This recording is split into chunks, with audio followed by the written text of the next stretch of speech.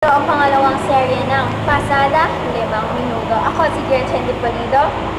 Ako naman, si Linda Ochoa. Ito ang pagpapatuloy sa paksang neokolonyalismo. Sa neocolonialismo, may dependency theory. At ano kaya ito?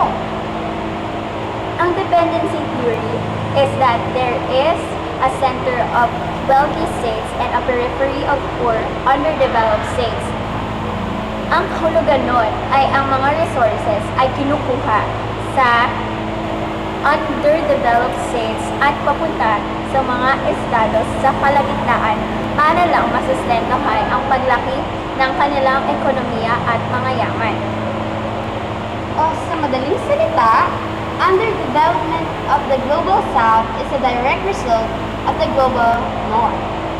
Ay, teka, yung sa may nag-tweet, sabi ni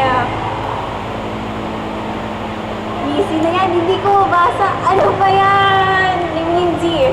Sabi niya, na bakit hindi niya maintindihan ang question na to.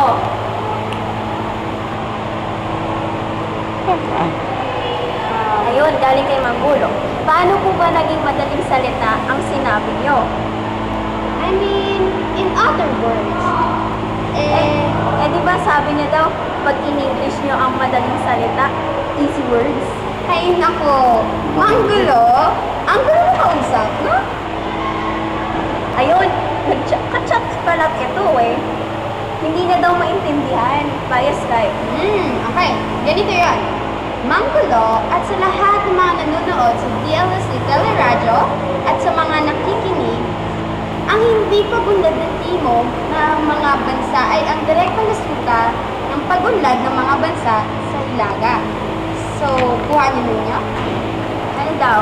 Oh, okay na daw. Kung ang kuha niya na. Mag-quit, ah? Go! Okay. Maraming salamat po,